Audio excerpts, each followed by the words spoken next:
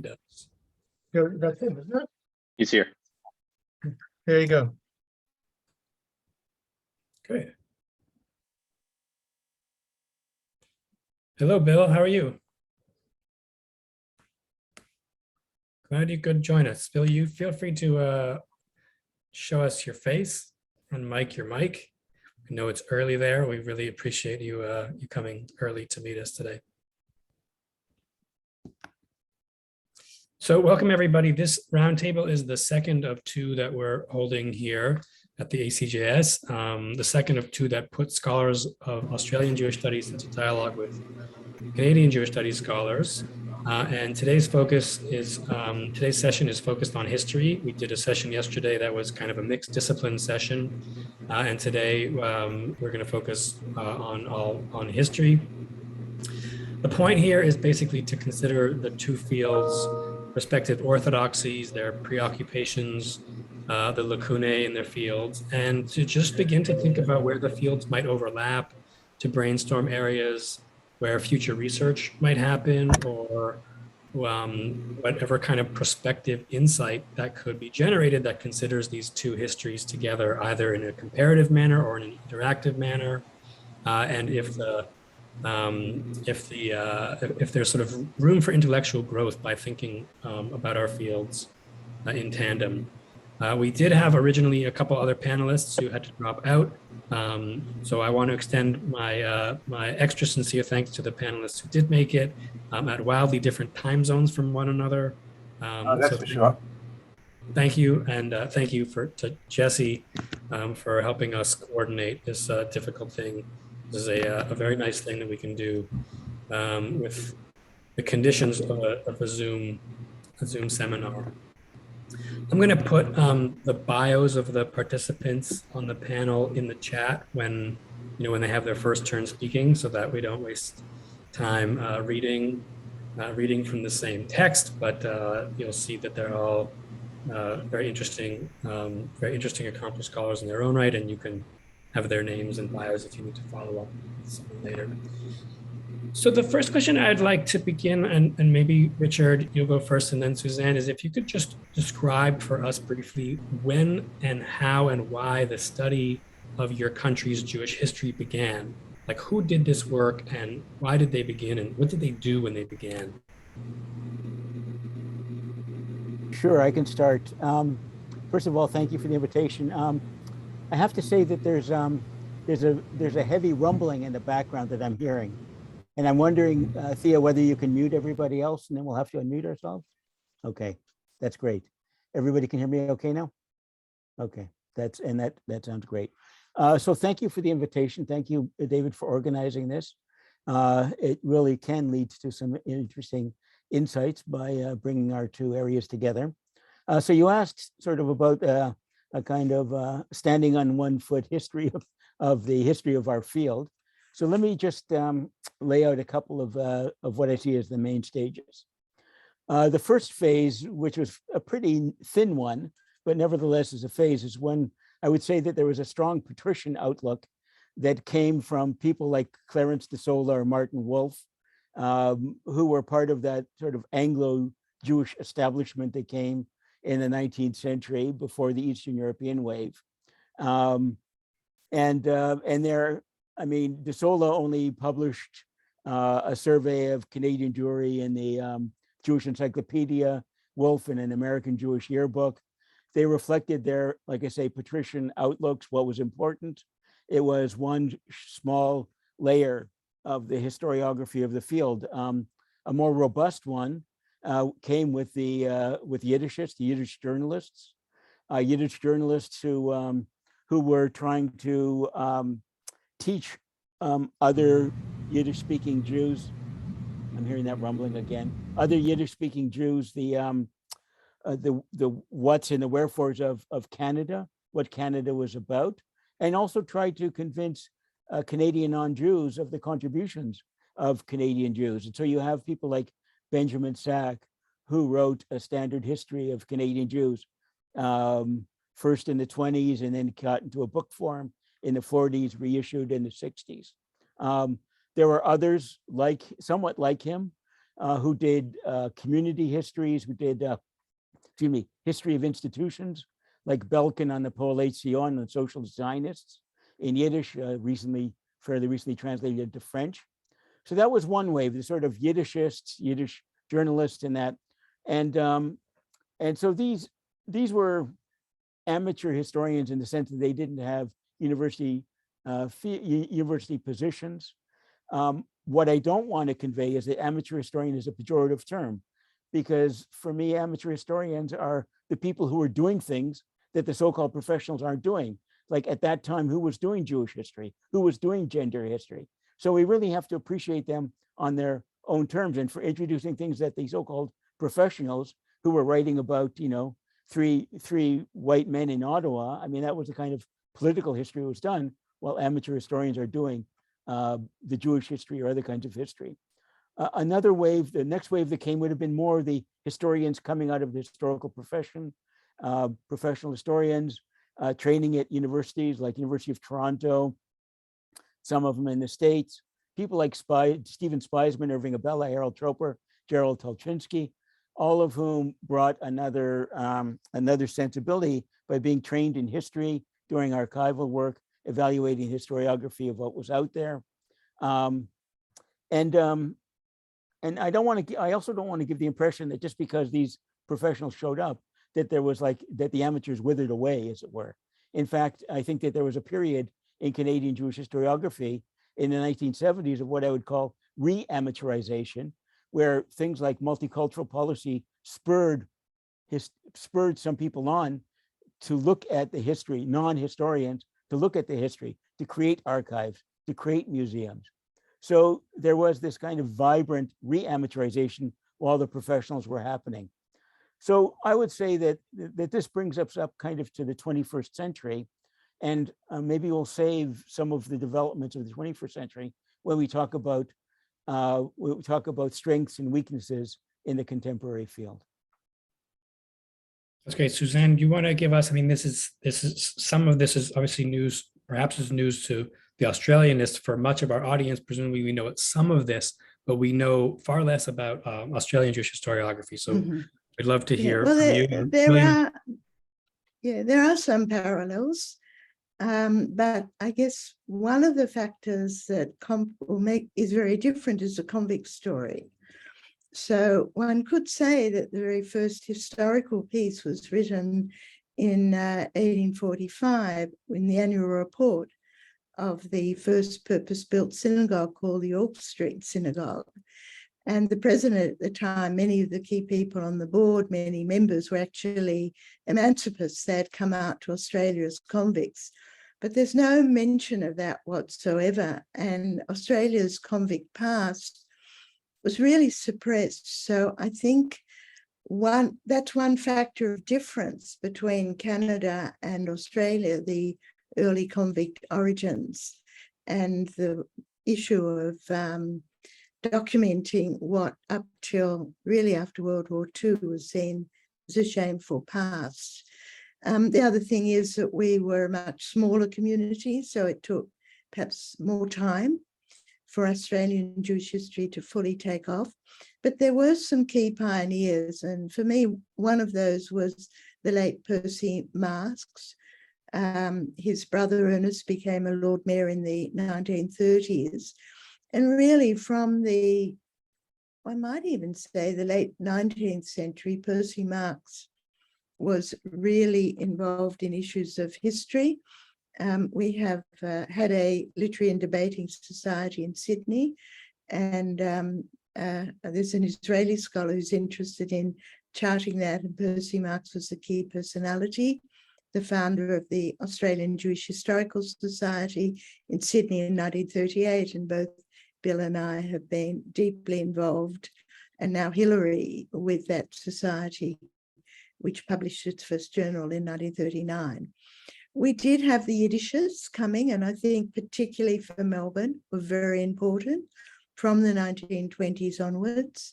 To what extent did they focus on Australian Jewish history? Perhaps a bit less.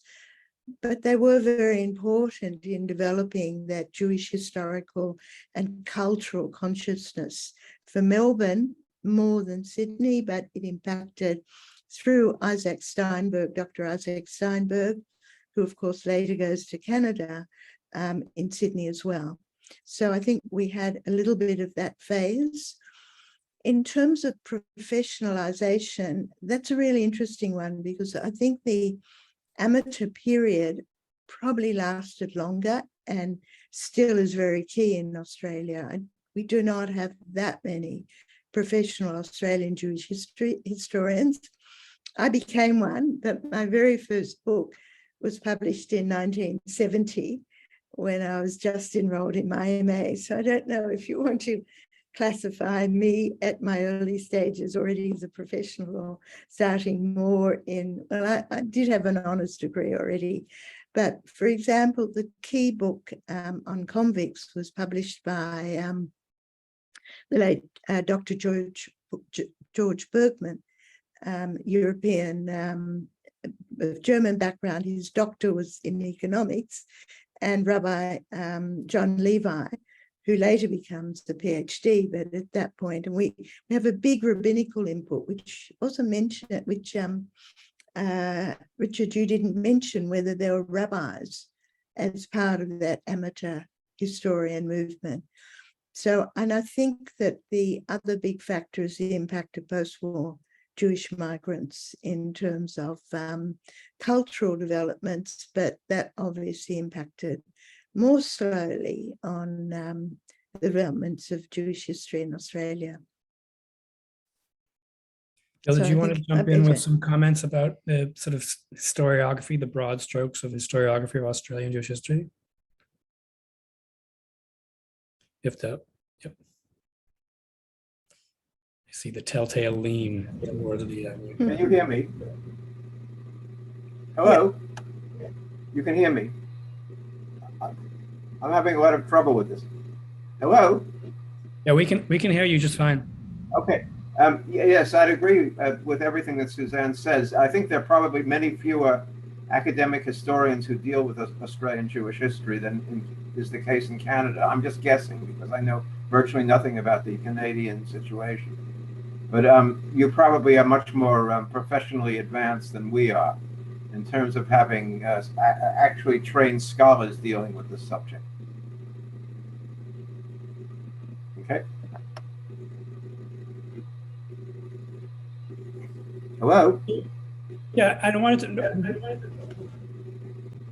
next ask about the extent to which the field of Canadian Jewish history and Australian Jewish history is integrated or in dialogue with the specific non-Jewish Australian and Canadian historical scholarly fields. Like, are these fields in and of themselves? Are they well integrated? Maybe Hernan, you can start us off on this front, and then we'll go back to Bill. Yeah, actually, I'm curious if I can sort of like return to some of the things that have been said by my colleagues on both sides, in fact. And there's a couple of things that sort of strike me. So number one, in terms of, I'll just sort of like lay all my cards on the table. I'm not trained as a Canadian historian.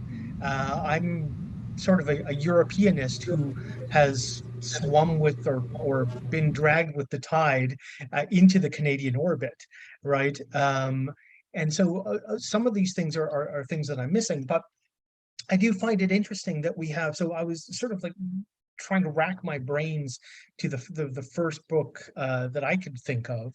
And Richard, I know that you went further back into the 19th century, but the Arthur Hart one, right, from the 20s, mid-20s, which is sort of like this sort of adulatory. In fact, I went back to the preface, and it begins with, the book is written to, quote, give the world the glorious record that belongs to the Jews of Canada.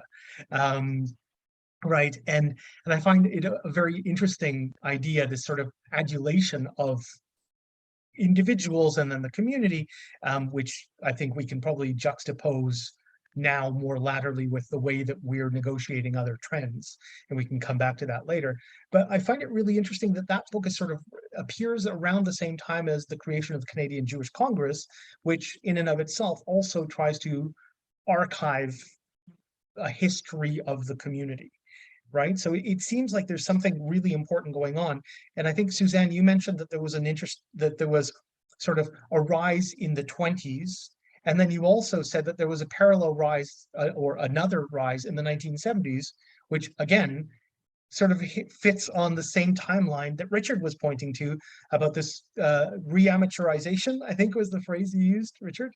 So there seems to be, despite the, I mean, I sort of had a question about, whether there's a difference in terms of the migration patterns and timelines, whether those differences make a difference in terms of how the community understands itself and then what stories it tells about itself and when.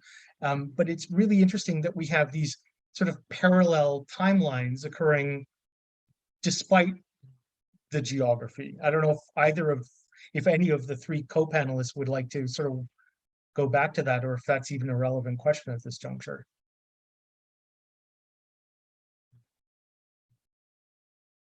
I'm happy to come in on that question in terms of parallel timelines. And just personally, as I said, my first book was in 1970, but I never studied Australian history formally, but I did have to study it when I was doing my MA. My exam was in Australian history, but I certainly studied European history in my undergrad years.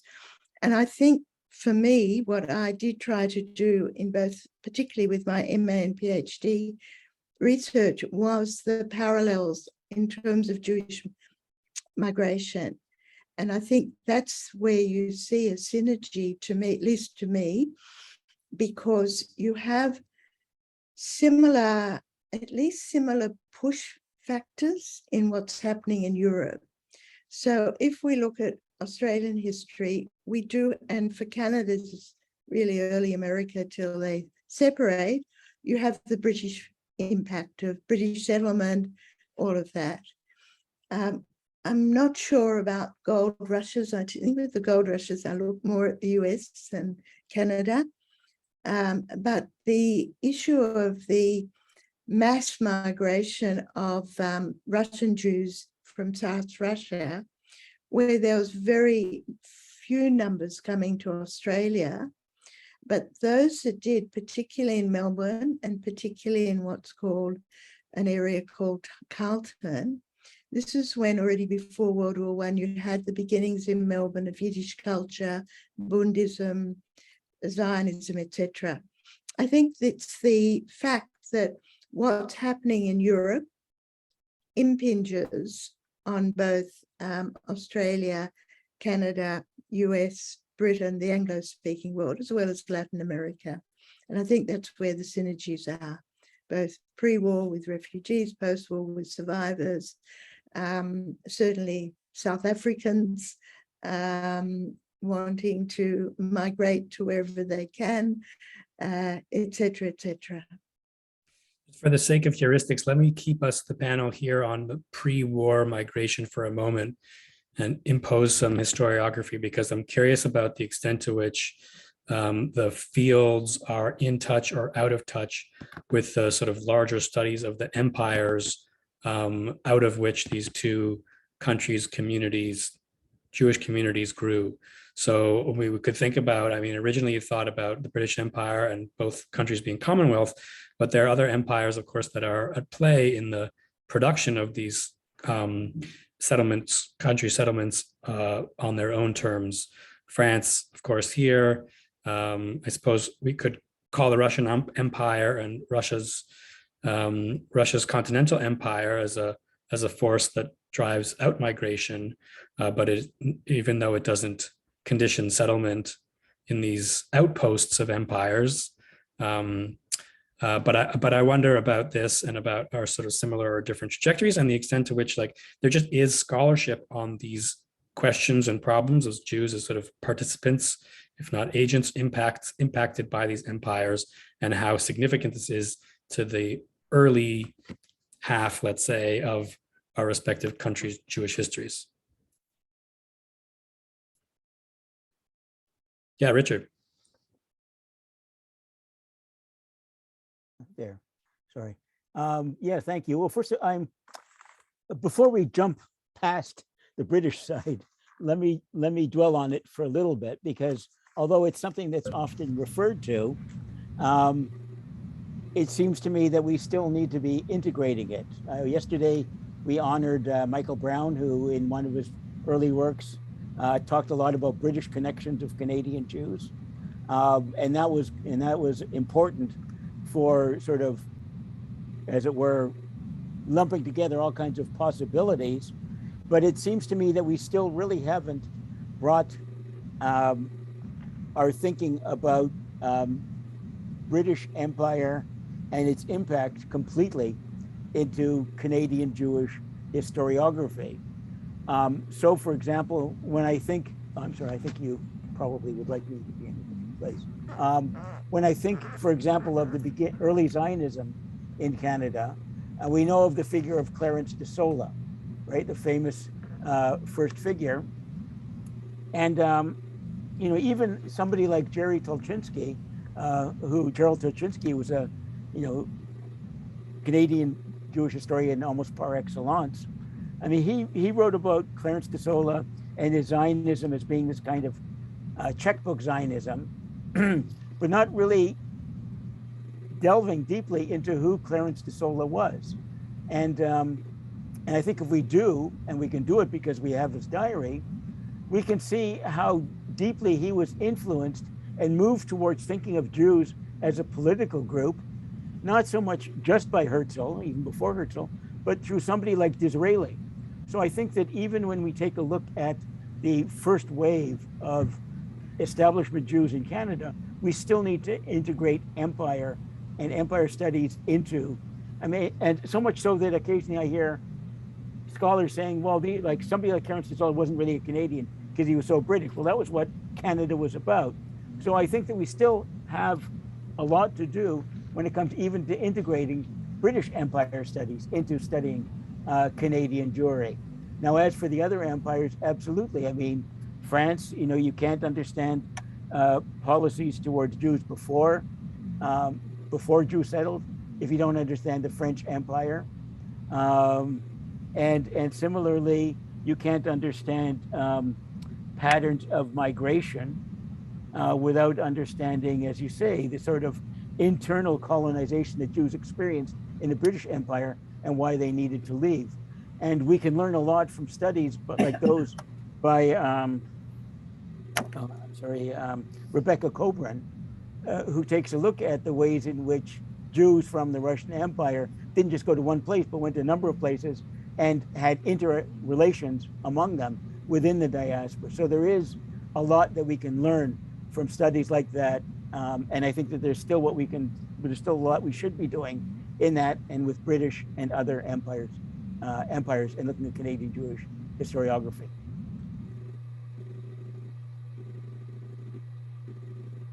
Bill or Suzanne, you want to jump in here? Yeah, Yes, I just want to let Bill first because Bill, go on. Yeah, thank you. The study of the British impact on Australian Jewry is very underrepresented. I agree with that. I strongly suspect that Australia was much more British in its Jewish community until later than Canada was.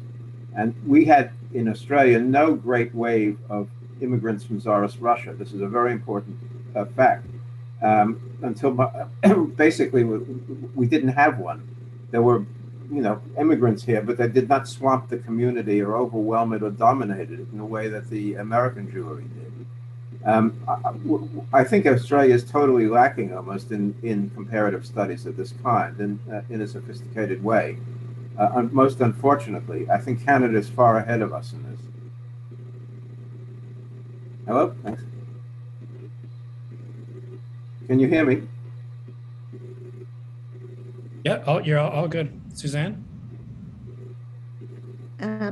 Yeah, I agree with Bill about the period of the Tsarist Empire because the number of Jews who came were tiny, and but there are pockets. And for me, what is fascinating is that the tiny numbers who came to Melbourne, I argue, created through this small area called Carlton a base for later migration that was very significant from an ethnic distribution point of view.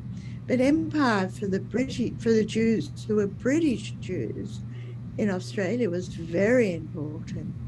I mean, Absolutely. the newspaper, the history I wrote, the Hebrew Standard of Australasia, it sort of stopped publication and then started, and front page in 1897 is a splash for Queen Victoria's Jubilee. And someone just asked me now about Queen Elizabeth with her Platinum and Jubilee coming up. And I said, as far as I know, it's from the Jewish query from the Jewish press. As far as I know, there's nothing happening. But even when I was a child, things were very different in the 50s. We still had Empire Day. I still remember Queen Elizabeth's first visit to Australia. So I think there's been a major sea change in Australia, but empire was crucial. And interestingly, the first Asian general to London representing the colony of New South Wales was a Jew, Saul Samuels, and he was there for 20 years. So there's very strong synergies. And of course, later on, the first Governor General, who's born in Australia, again, Sir Isaac Isaacs is a Jew. So you can't, British and Empire, I think if it's been a bit neglected, it's because the numbers were so tiny. Australian Jewry was only 23,000 till 1933. One factor which is not present in Australia, which was presumably very present in Canada, is the existence across the border of the United States. Presumably, the vast size of American Jewry made Canada's Jewry appear like a poor relation. Well, I don't know what the relationship between the two communities is. In the case of Australia, though, there is no parallel. We don't have a vast Jewish community sitting anywhere near us. I think that's important. The links were to Britain and probably to Israel in a more contemporary period. I wonder sorry, David, I'm wondering about this sort of tension between, we sort of in passing mentioned this, but the tension between the pull towards the British Empire and the pull towards the Russian Empire, right? Or the culture that was inherited from that, right? There are certainly a great many reasons for Canadian Jews to sort of pull or have these imperial British connections, but certainly that at some point, I think Bill was mentioning this, the community is, the Jewish community in Canada becomes very East European, right? And then at that point, what we end up seeing is this tremendously rich sort of cultural triangulation of, I'm just thinking in terms of popular culture, of Yiddish culture, where you have, people like Molly Picon, spending half of her year in Argentina, half of her year in Canada, and well, whatever's left of the other half in Europe, right? But do you see my point? So we have this strange triangulation, and then at the same time, you have this tremendous pull towards the attempt to create a sort of a British culture or embed oneself in a British culture. And that tension might be something that's sort of empires in comparison or in contrast, might be something like a rich area to explore, and how Jews navigated that tension themselves. Yeah, I'd say how the diminishment of empire and Jews' connections to the British Empire, their filial connections, business connections, as well as a sense of belonging. We had Empire Day, but Commonwealth Day as well for a time that Jews celebrated. And I'm also thinking about about like London-based sources and where Canada or where Canadian and Australian Jews appear, in metropole, like in London-based sources, which I don't think anybody's explored. And then there's a question of how they dissipate and what are the forces that strain the connections or the sense of these Jewish communities that they're in any way attached to the British Empire. I think this needs to be documented as opposed to just, willy-nilly these bonds dissolved. Bill, you bring up, or you want to jump in before we go to the kind of question of the United States, Richard? Can I? Please do. Yes. Can I jump in, or sorry? Yeah, go ahead, Suzanne. So just briefly, I think in terms of empire, my feeling, maybe I'm influenced by my late mother, who grew up in actually starting in the Austro-Hungarian Empire. Of course, she was in Galicia. But I think that for most of the Jews who escaped from Tsarist Russia, I think it would be a contrast to Britain. I mean, Britain offered Jews a freedom, and certainly in Australia, a freedom that they couldn't even imagine in Russia in the 19th century. So I think that, to me, it seems to me, the few Jews, firstly, the British Jews were more, even the British Jews valued the opportunities they were given. I mean, there was a Jew elected to Parliament in Western Australia 10 years before Lord Rothschild was able to take his seat in the British Parliament. So I think that in terms of empire, it was what Jews in the colonies, various colonies in Australia, and I imagine it was the same in Canada, the freedom they enjoyed compared to the European empires. So on that point, on the British archives, there has been certainly in Australia some work done, and I imagine there'll be a commonality here with Canada, but I don't know, in terms of Jews College and the training of rabbis. Because really, right from the early days, when we didn't even have a Beth Din, everything was coming from the chief rabbis. So when I did my research, even for my BA honours, I was looking at, the Adlers, both Marcus and then Herman Adler's chief rabbis, Ashkenazi chief rabbis, and their input. So is that the same in Canada, that really what you have here is not only empire in the sense of the non-Jewish colonization, but also the British religious structures, which impacts strongly, and research has been done in that area. Can I come in? Yeah, I strongly agree with that. Again, the first wave of Jews and their religious institutions was very much influenced by Anglo Jewry, and some of that work, looking at that, English based or not, was done by people like Adam Mendelsohn and Arthur Kieran, looking at the 19th century. And yeah, I mean, and there was also that good work done by Adam Mendelsohn in that volume that you were in, Suzanne, on transnationalism in America, edited by Ava Kahn and Adam Mendelsohn. And yeah, and I as you may know too, I was interested in how Hertz travel. I mean, Hertz did this pastoral tour around the Commonwealth Jewish world, and I took a look at his visit in Canada, more specifically the Canadian West, and saw the ways in which he tried to make it still happen, but that in Canada, at least, it was an uphill battle. So when looking at empire, we can take a look at figures like that, who, and especially him, he went all around and he left this description of his tour to see, what were they trying to bring? They were, we know they were trying to mobilize memory of the First World War and use it for fundraising, but he was also trying to impose on his Anglo-Jewish orthodoxy. And to what extent were people buying it? Well, in Canada, there were still the flutterings of it, but it was largely gone. Perhaps it was still much stronger in Australia, but it certainly is an area to pursue and a way of looking at empire through religiosity.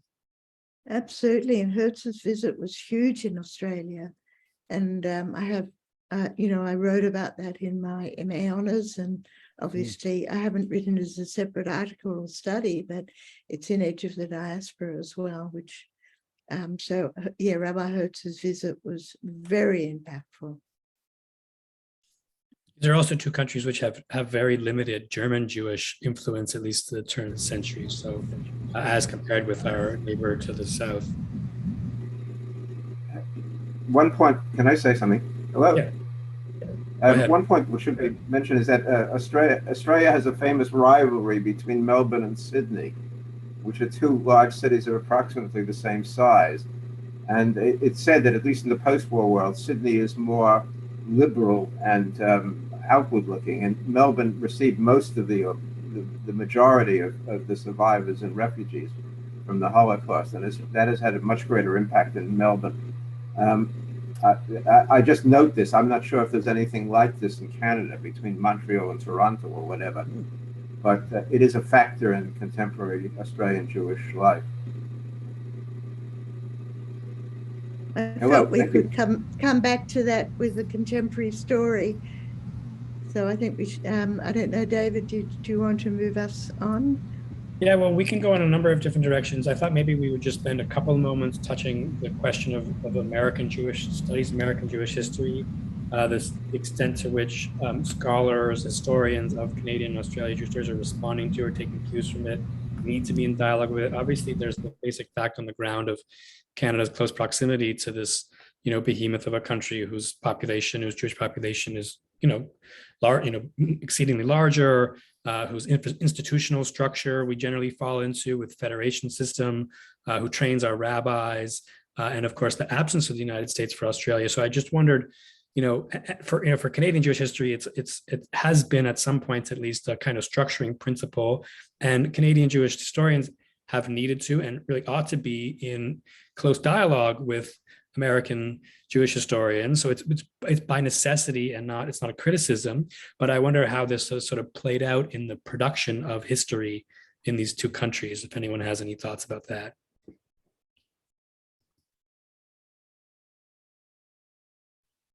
I'll just throw my, sorry, Suzanne. Sorry, I was just going to say Bill's originally American. I don't think in today's world anyone can avoid US jury, but sorry, I just want to make that. That's a good point. I mean, for me, I have found, sort of falling into Canadian Jewish history more. I found that there's a sort of, at least at this juncture, a tremendous suspicion of any sort of comparisons that it was such a tremendous presence for such a long time that there's been a sort of a resistance to that, a marked change, or at least a marked sort of attempt to not write the little brother's story, right? Which in some respects enriches what we write, but in some respects makes us sort of forget that those connections that are really, really deep, right? Whether it be, as you said, David, rabbinical training or cultural, porousness, or economic ties in earlier periods, or contemporary ones. So I think that in some respects, trying to draw that border too firmly or too strongly impoverishes what we do and or what we can do, right? And yeah, that's my 2 cents on that one.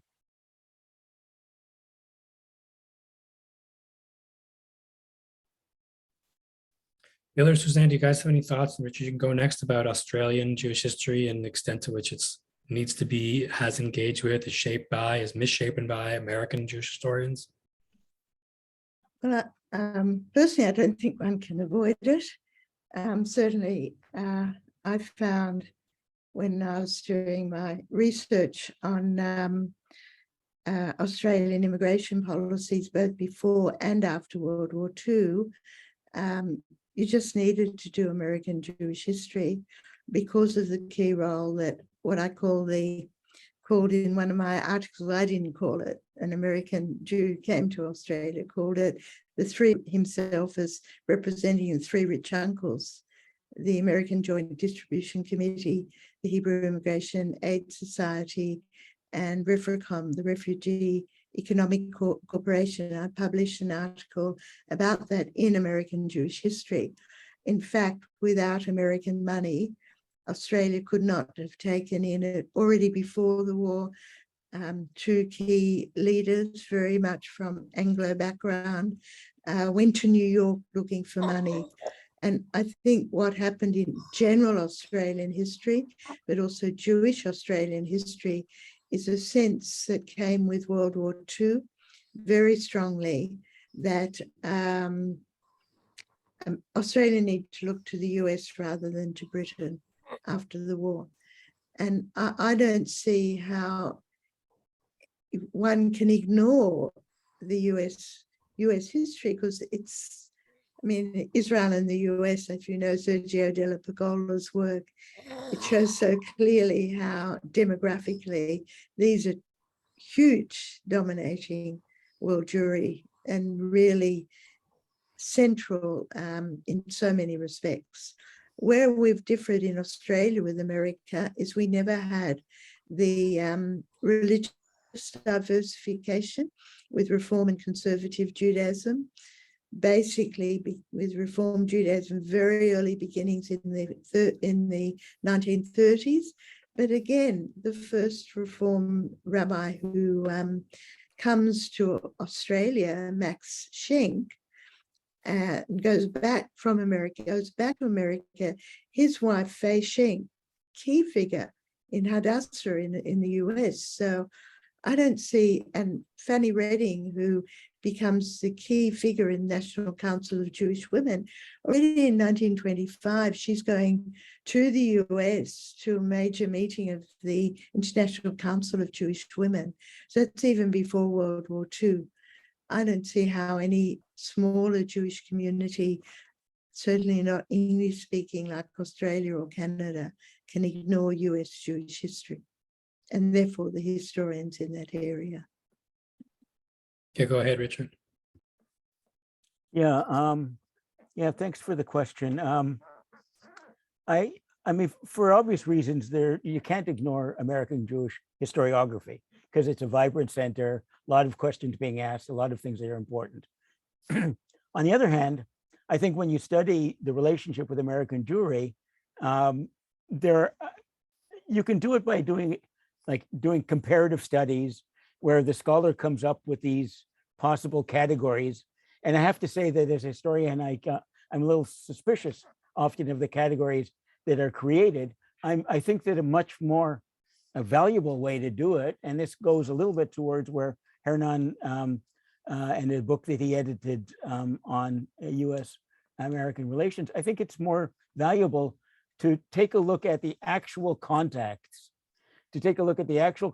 not comparing sort of abstractions, but what happened when American movements crossed the border? Who brought those movements? What happened when they crossed the border, whether it be religious or political or whatever? And how were they transformed by looking at the people who brought it, and also maybe the gatekeepers, for example, in Canada, who then modified it, adapted it, or whatever. So when looking at American Jewry for Canadian Jewish history, I think it is more valuable not to engage in abstract comparisons, but to take a look at the points of actual contact and transformation. Often largely Americans influencing Canada, but not always, and there being some back and forth. So I'm really interested in the sort of the transnational model of actual flow and tracking that. I'd like to pick up that theme and ask about the two countries' Jewry's relations with Israel pre-state and post-state, and wonder if there are, maybe I'll put a question slightly differently. Not are the histories different, but would it be helpful to put these two different countries' Jewry's relationships with Israel and Zionism into dialogue with one another. Is there anything that you guys think there could be of value to learn by a comparative perspective on the question of these country Zionisms? Or, or geopolitical, international relations issues out of the IR, or, or community organizing or whatnot.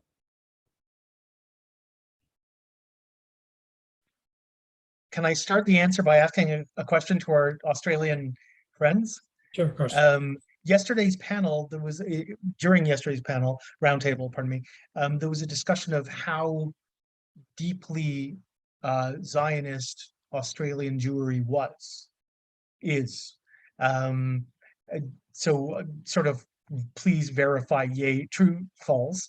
And then sort of by extension, my question is, well, what, I mean, it's not as though Canadian Jewry is not pro-Israel or pro, historically speaking, but what makes, for example, Argentinian Jewry is also tremendously Zionistic, if we can term it that. What, for example, connects Argentinian Jewry and Australian Jewry that makes us relatively less Zionistic? Suzanne, does that make sense? Yeah, the Shoah, there's no doubt about it. Australia was not Zionistic. And certainly the Anglo-Jews of Australia was certainly not Zionistic. On the contrary, many were anti-Zionist. The big change, and I really analysed all of that in my writings, came with both with the East European Jews who came before the war. My late uncle was a key Zionist leader, arrived in the 1920s. But after the war, even the survivors, and that's why I think you have the Argentinian parallel, even survivors who came to Australia still realised the importance of Israel. And I think one interesting character, just to illustrate that, would be Frank Lowy, who's Westfield. And by the way, you want to talk about transnationalism and America. I'm not sure if Westfield's in Canada, but it's certainly in the US, right? And I've written about those US-American connections. But Lowy came, as a survivor, he went to Israel, fought in the War of Independence, Hungarian survivor. Father murdered during the Holocaust, came to join his mother and two other brothers in Sydney. He became the leader of United Israel Appeal. He's actually gone back and lives in Israel now, which is very interesting. The survivors, in terms of the leadership, in terms of their driving factors, even when they chose to come to Australia, felt very deeply that Jews need a homeland. They need somewhere to go. I certainly, my parents came out in 1939, but I grew up in that environment, that strong Zionist environment, that we must have a Jewish homeland. And I think that's a major factor. I think it's been reinforced recently by the South Africans, who, again, the South African Jewish migration, I don't know how much it's impacted on Canada, but even when they haven't chosen Israel, they're still aware of the need of Israel. So I think Canada also had substantial survivor migration, but not to the same, not proportionately, because we missed out on that Tsarist migration. So the community more or less tripled in size between the pre-war refugees and the post-war survivors. And that really informs Australian Jewry. I didn't think I had any sense of quite the disproportionate, that size of that scope of a demographic transformation. In Canada, it's about 20% after the war, but you're saying it's like it's well, just exploded. Australian It's probably Jewry doubled in size. It was 23,000 before the war. Around, these are rough figures, 9,000 came before the war and as internees, and another 25 to 27,000 came between 1945 and 1960. So it doubled, it more than doubled, but the post-war survivors equaled the numbers of 1933. And when Can you I say combine something? that, yeah, please, Bill. Yes, I think Australia is much more Zionistic from A to Z than many other countries, probably including Canada. The support for Israel here is quite remarkable, and there's probably much less anti-Zionism or non-Zionism here, particularly left-wing anti-Zionism, than there is in North America, I would have thought. I agree totally with Suzanne the great impact of the pre-war and post-war refugees and survivors, which probably does not have the same impact in either the United States or Canada. It may be unique in the English-speaking world. Another point which I might make is about the growth of our Jewish day school movement. I'm not sure. This is a very important. Most Jews are educated in one of the many Jewish day schools, schools. Elementary and high schools, which exist particularly in Sydney and Melbourne. I'm not sure if this has a parallel in Canada. It certainly does not, at least in the past, in the United States, where most Jews are educated at local state schools. And this has certainly shaped post-war Australia. Hello, thanks. Go ahead, Richard. Yeah, no, I like David. I was aware of the prominence of the survivor community in Australia, but I really was not aware. I mean, and we say that in Canada there is a large proportion, the 35,000 who came, but nowhere like doubling the numbers that were there. So that really is a fascinating point that I want to think about a lot. I would just also turn the clock back a little. I guess that's my nature, to go a little bit earlier, and we just talk about the history of Zionism. I would also say that, like in Australia, because we didn't have a strong German wave, and therefore we did not have a strong classical reform movement, that was often a vocal opponent of Zionism in the United States, which we didn't have here. And generally, even the reform rabbis who came here were often Zionist, unlike a lot of their contemporaries. So the commitment to Zionism in Canada was also strong, both because of the Eastern European presence and because there wasn't that kind of German Jewish establishment, largely reform, which challenged it. But it's also true that and the Eastern European Jews, a large percent of them were very much socialist Zionists, Poilei Zion. They're the ones who built community. And so that framed a lot of the Zionist outlook of Canada, as opposed to the German. And it's true too that the survivors often reinforced what the Eastern European Jews in Canada had brought. As for the phenomenon of day schools, I mean, again, we find, we also have to think about the different parts of Canada. Montreal would have a much larger percentage of Jewish kids who went to day schools, and Toronto would have large numbers, larger than the percentage, for example, in Vancouver. So the education system definitely can have an impact, and in Canada, that plays out differently in different regions. I wanted to add a note about regionalism, actually, specifically with respect to Zionism, pre-war Zionism as well, which is that Michael Brown as well made the great observation that Zionism in Canada was one of the forces that helped produce a sense of Canadianness for Canadian Jewish communities, since so many of the youth groups, since they had reason to spread across a large country with small communities, that Jews didn't have a chance to interact with one another. They had kind of vertical lines to the United States more than they had horizontal lines across the great wide stretch of the country, and that it was Zionism that helped make kind of connective tissues between Canadian Jewish communities in order to produce a sense of Canadian Jewish identity as something that was unique on its own. The other thing that's kind of one of the sort of dominant threads, or a kind of oft-made claim in the Canadian historiography about Zionism, is that it's particularly successful in Canada, or more successful in places where binationalism reigns. And so the issue of dual allegiance doesn't come to the fore for Canadian Jewish leaders, who are not as nervous or anxious about identifying with the political state elsewhere. So South Africa and Canada and and Belgium, for example, seem to have stronger Zionisms than do monocultures, as it were. But this Australia seems to be doesn't seem to be follow the same pattern. So that's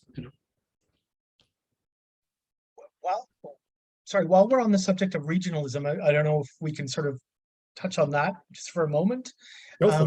I know yesterday there was discussion of that, so I don't want to sort of duplicate the themes, but it's interesting, right? Because I mean, we sort of we get caught in this trap of Montreal, Toronto, right?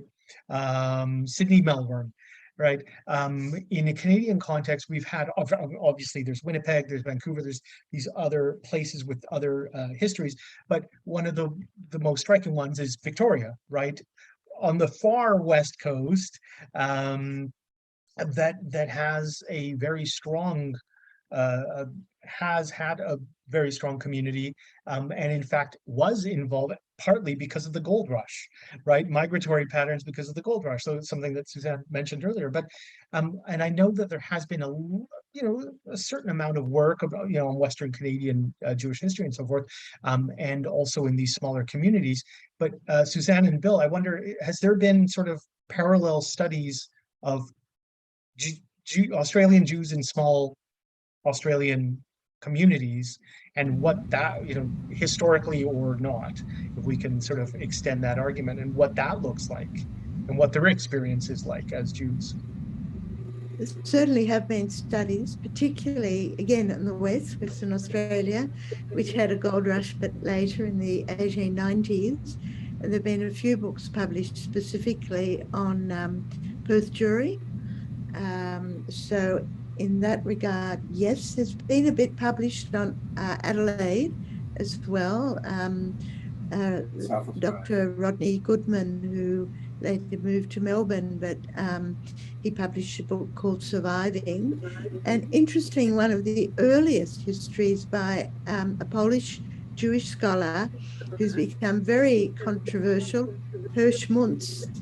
He came out to Australia in the late 1920s, and there's been a huge controversy about him because talking about interaction between Jewish and non-Jewish scholarship.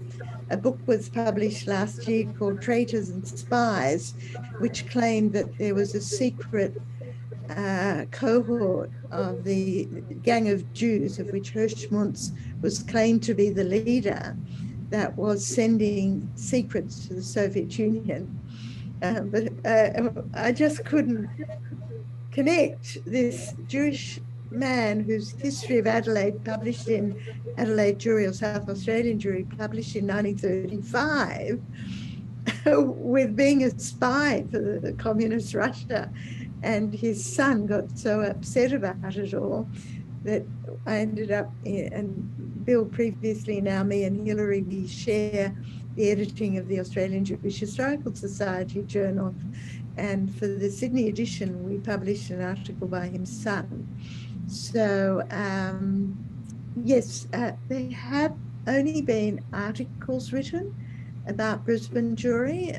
There's been a book written about Hobart and Launceston, because Tasmanian Jewry really had its heyday in the 1840s. So there has been historiography of the smaller communities, but of course over 90% of Jews live in Sydney and Melbourne, so it's hard not to ignore their centrality. If one is asking whether there's a separate outlook in the smaller Jewish communities remote from Sydney and Melbourne, the answer is probably no. There's nothing's been developed to rival or in any way contradict the Jewry that's emerged in the two big cities. By the way, there is also a Victoria in Australia, where I live, which also grew because of the gold rush, namely Melbourne, and it's the other cities here. So I mean that's one impact of the empire, and it's the emperors of India who ruled over it.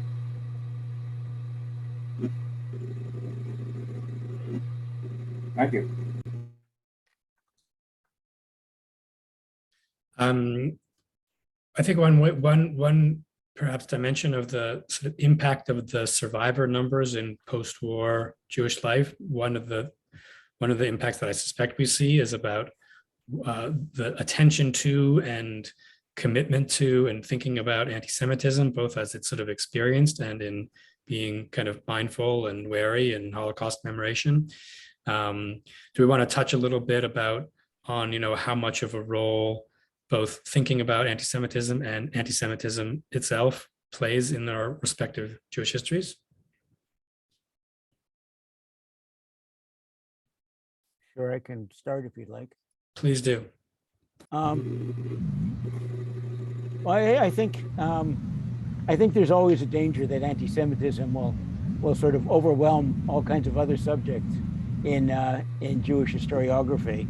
Almost like I don't know, I won't call it a black hole, but there's a danger that it can take over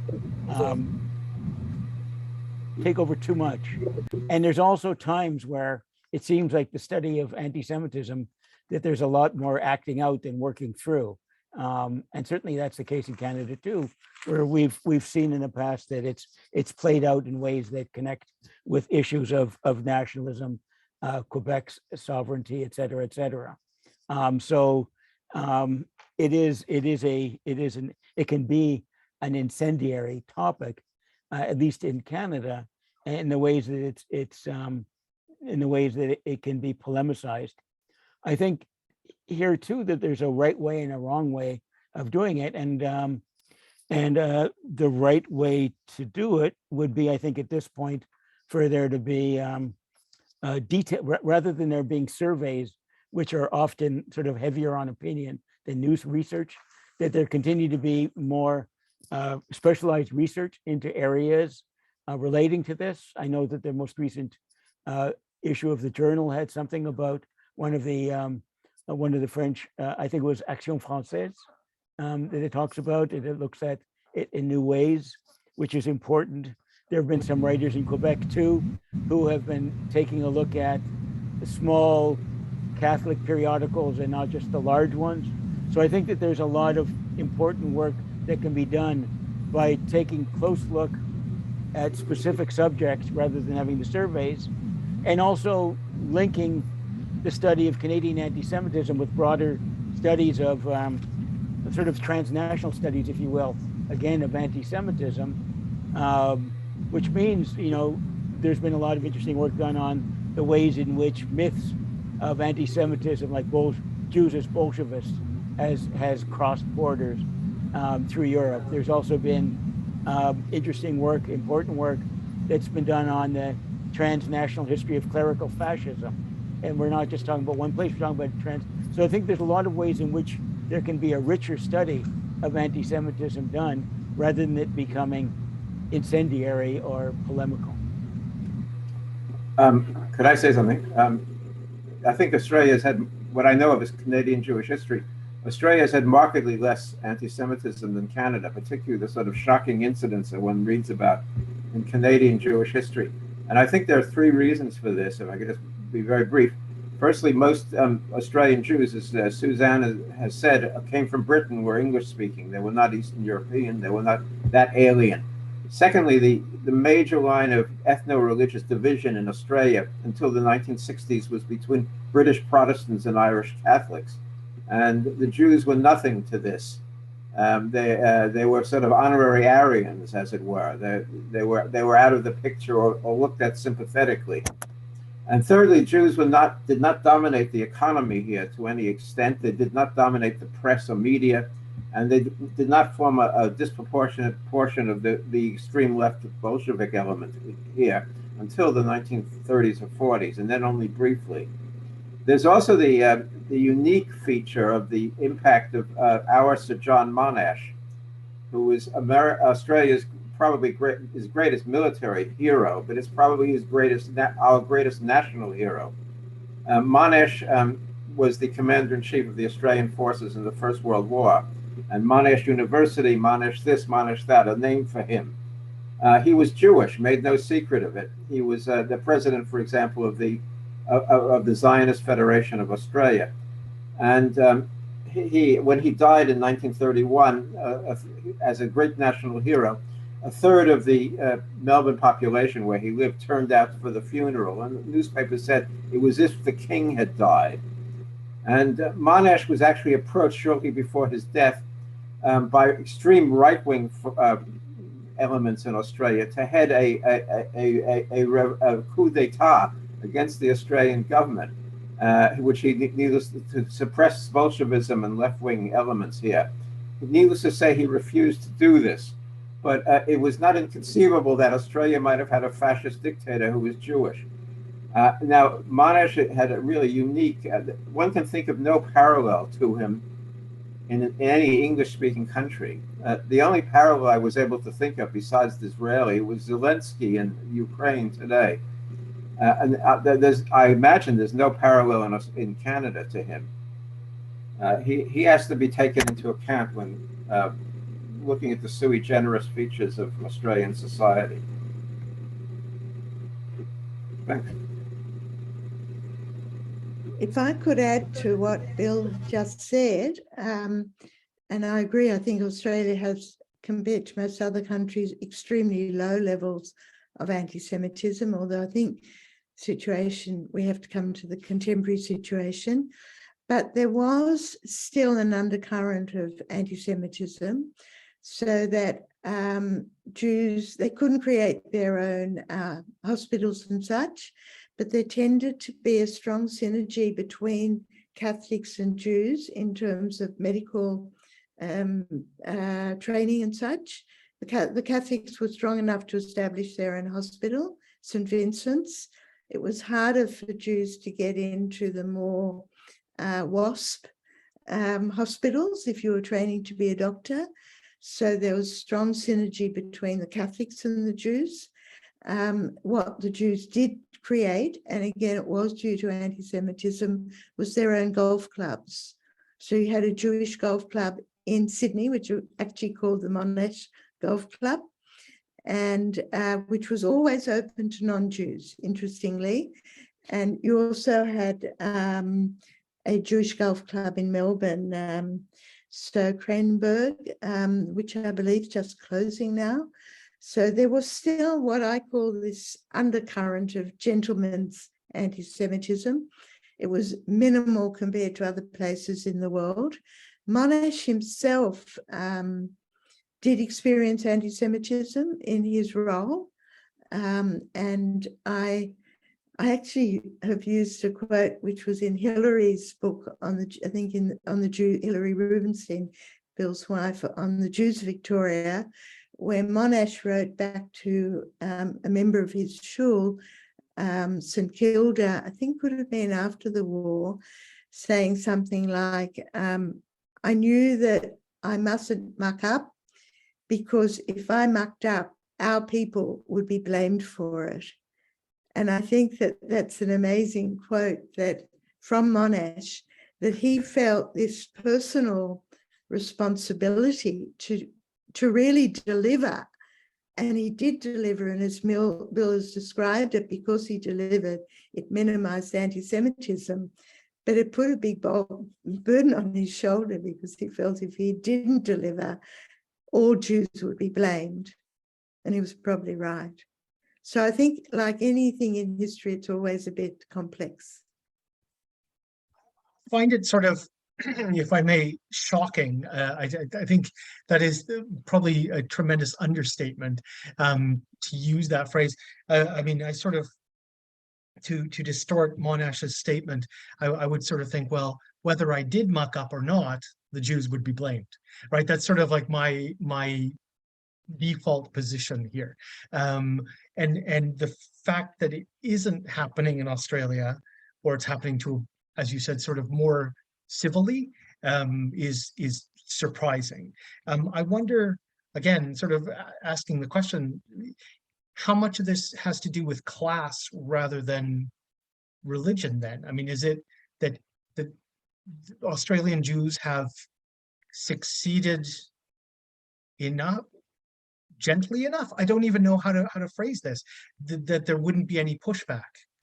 Because we know that so oftentimes when Jews succeed, there's resistance. When Jews don't succeed, there's resistance, right? So how is this a matter of class, or is this something else going on there? It's Richard, a great question, because, and I haven't dealt with this in detail, but those where the resistance was, there was resistance to Monash significantly. I don't know if class is the right word, or from some of the key people in the army, including the British Army.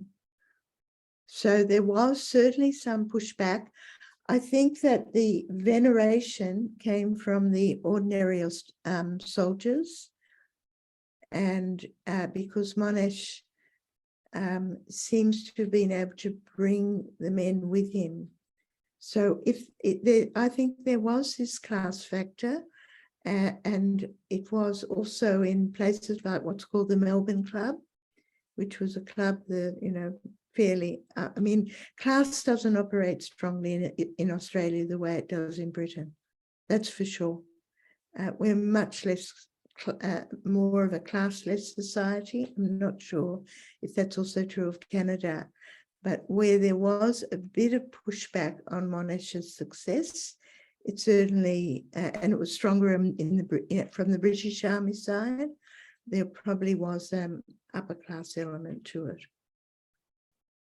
but it wasn't strong. Yeah, Richard, you got one more comment, then I want to circle us to our last questions. We've got some time for questions from the floor as well. Yeah, okay. You know what? Let's move on to the next one. Okay, so I just wanted to finish with a kind of direct appeal to specific kinds of research projects that you all think might be gained by a continued dialogue between Australianists and Canadianists. We did touch on a couple of possible areas so far in the conversation: empire, anti-Semitism, survivors and their impacts, Zionism. Did I say Zionism?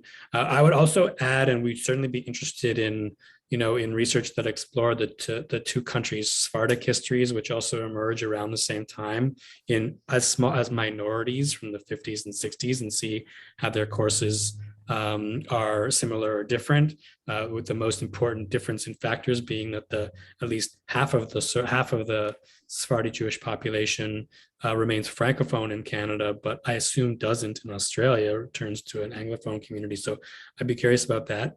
And the other area of subject of research about Indigenous or Aboriginal Jewish relations, which is a subject that I've written about, but is also a topic that's of sort of growing and ongoing public concern among Canadian Jews, as they are among Canadians in general, with reconciliation. And I'd be curious about, how this is taken up, whether there's historiographic revision about the very origins of the Jewish community in Australia, as there's the very beginning of such a conversation in Canada, about the history of actual intergroup relations between Aboriginals and Jews, or Indigenous people and Jews. So those are two more that I'd want to add. I'm happy to hear your comments on those, but I also want to know if you had other ideas, since we scheduled this roundtable, if there were other things you want to put on the table for things that might be researched further. And when we're done this round, we're going to open up to questions from the floor, since I'm mindful we only have 12 more minutes. Yeah, Richard. Okay, so again, thank you for the question. Absolutely, looking at questions of relationship between Jews and First Nations is central. A lot of that was discussed yesterday, but it needs to be done and again and again. And I think it's a matter of, yes, taking a look at actual contacts, but I also think that the whole awareness of settler colonialism should be causing us to rethink, these histories from the beginning. So, for example, when we think about the Plantation Act of 1740 or emancipation of the 1830s, we often think of it in terms of the transnational history of emancipation.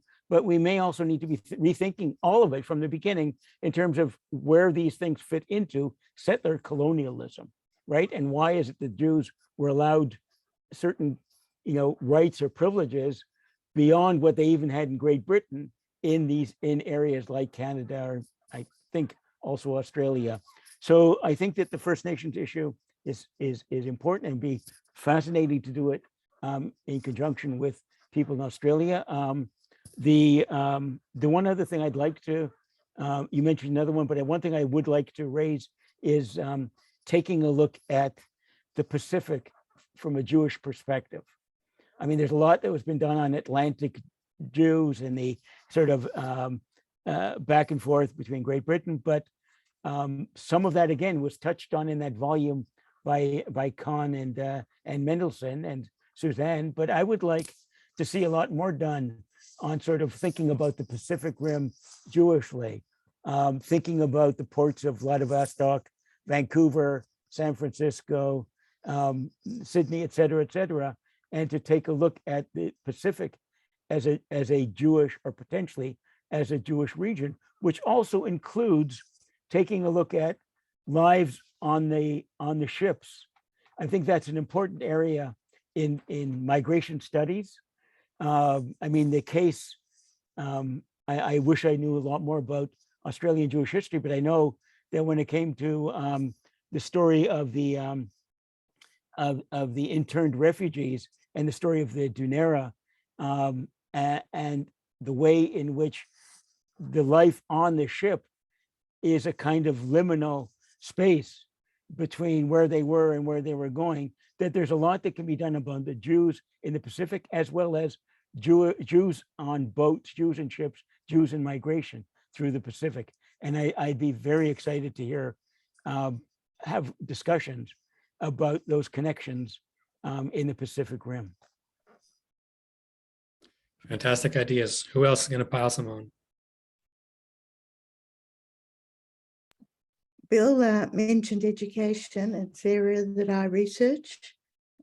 So I think issues, challenges, trajectories of Jewish education is another area, and obviously contemporary challenges as a commonality. Look at how the two communities face and deal with the various contemporary challenges we're facing. I think I'd like to see a list of ways in which the two communities differ from each other, not the ways in which they're similar. If that could be spelled out more specifically or explicitly, it would be very helpful. Can I say about Aborigines that Jews have probably been a disproportionate percentage of the pro-Aboriginal activists among white men and women.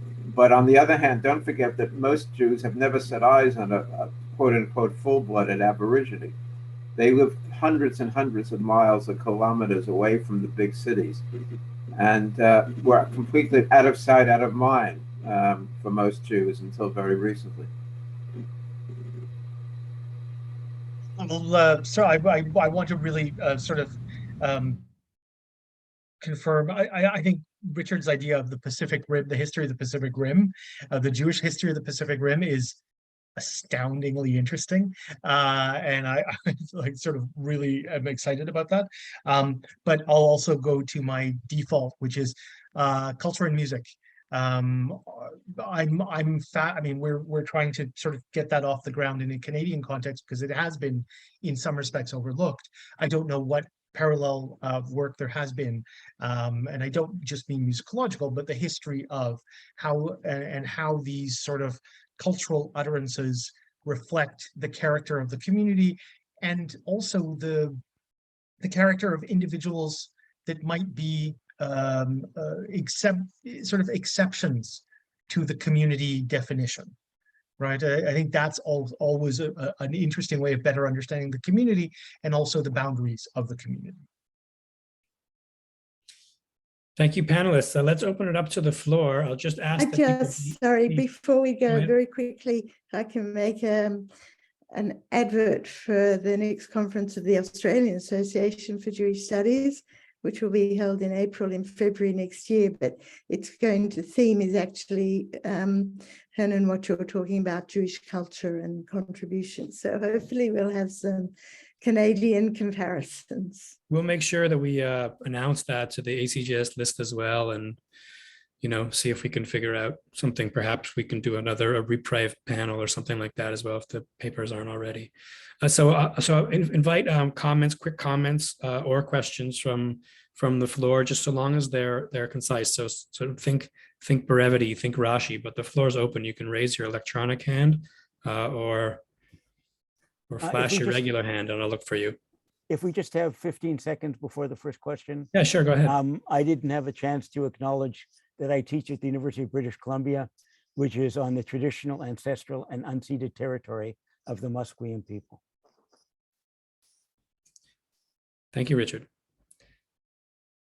So there were some questions that came up in the chat, but I prefer that we keep the chat just sort of separate. And if Paula or Bernie want to ask, address everyone aloud, please do so. And if there are other questions, by all means, go ahead, Bernie.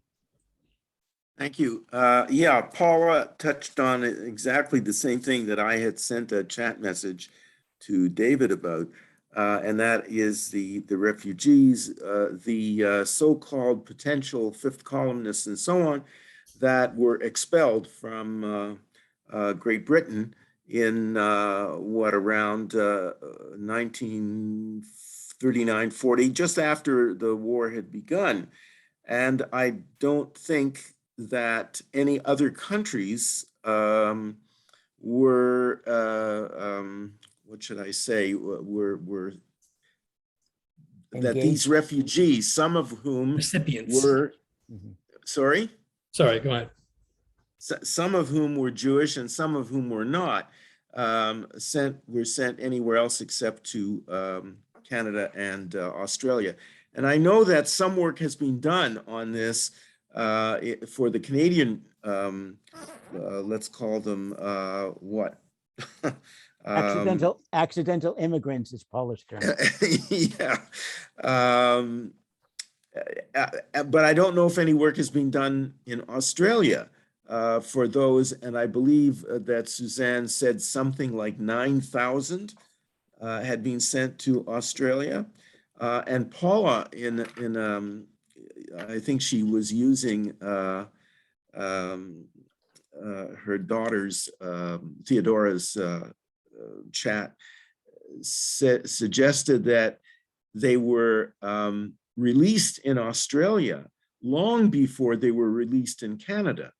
It took 3 years, more or less, and a great deal of work and effort by the Canadian Jewish Congress to get them released in Canada. And many significant people from that group, a few of whom are still alive, like Rabbi Shield from Adath, Israel, who is 102, something like that, years old, and made a tremendous contribution in Canada. Hernan probably knows the man who stayed and became the head of the music department at the National Library of Canada. His name escapes me just at the moment. But has there been any work? Sorry? Yeah, Okay. if I can be very quick then and say yes, absolutely. There needs to be more work done, but particularly in terms of the Dun era, a lot of work has been done. And there's actually a major conference being held in Canberra in September on the Dun era. And just coincidentally, last week when I was doing my research here in Jerusalem it's an Australian archive, I sent to David a letter from Eric Koch, who is one of the scholars who himself was interned in Canada, and afterwards wrote asking for comparative information about Australia, and that letter was written in the 1970s. So definitely very rich area to explore. And we have people like Harry Seidler, who becomes a leading architect in Australia, but who initially was interned in Canada. but his mother somehow had got to Sydney as a refugee before the war. And so definitely, they're definitely understood from Eric Cox's letter that the internees who were sent to Canada did not suffer nearly as badly as those on the Dunn era. So there's certainly room there for more work. Is there a Haredi is it- population in Australia? Absolutely, but Melbourne, not Sydney, very small. Sydney's mainly Lubavitch. Melbourne is incredible. And I always say, if you want to know what interwar Poland was like, the Jewish community, go to Melbourne. There are a number of the various Hasidic sects, not just Lubavitch.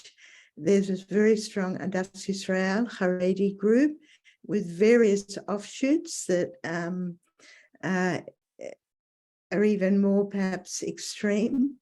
If any of you saw the video during the lockdown in Melbourne of a Haredi service which was interrupted, and one of the Haredi members climbed across roofs trying to get away from the police, and somebody was at her kitchen window and videoed it all. So from the, I think that was from the Satmar sect. So Sydney hasn't got nearly as much. We were much more Central European, Hungarian community.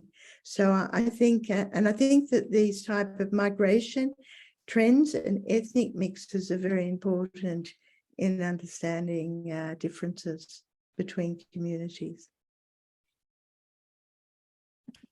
Well, it's a minute or so past the hour, so I think I'm going to call the panel to a close to be respectful and mindful of everyone's time. I'm particularly grateful to Suzanne and for Bill for making yourselves available at awkward hours. It's very late for Suzanne and it's still pretty early for Bill, so I really appreciate it. Thank you also, of course, to Richard and Hernan for your great insights. And I hope that that the fields that our colleagues at the ACJS in general, at the Australian Jewish Studies Association, can figure out ways to stay in touch and to inform each other about our research, and to perhaps figure out ways of partnering up or pairing up scholars who have specific sets of research interests, and perhaps collaborating on projects. And I hope that this is the beginning and not the end of a dialogue. Thank you so much. And I, as president of the Association for Canadian Jewish Studies, I want to thank, take the other hat off and put that hat back on. Thank David for chairing this panel and for making this all happen. To my colleagues around the world who have joined us as well. Thank you so much, Richard, obviously also. And I hope that, as David says, it leads to future scholarship together. I also want to remind everybody that our conference continues tomorrow morning. It begins at 9 o'clock with another roundtable devoted to the role of storytelling traditions in Canadian life, writing about the Holocaust. And it is chaired by Stephanie Karatza from the Israeli Foundation, and includes Very Lightstone, Rebecca Margolis, David Koffman, and Kalman Wieser. So we look forward to seeing you all tomorrow morning.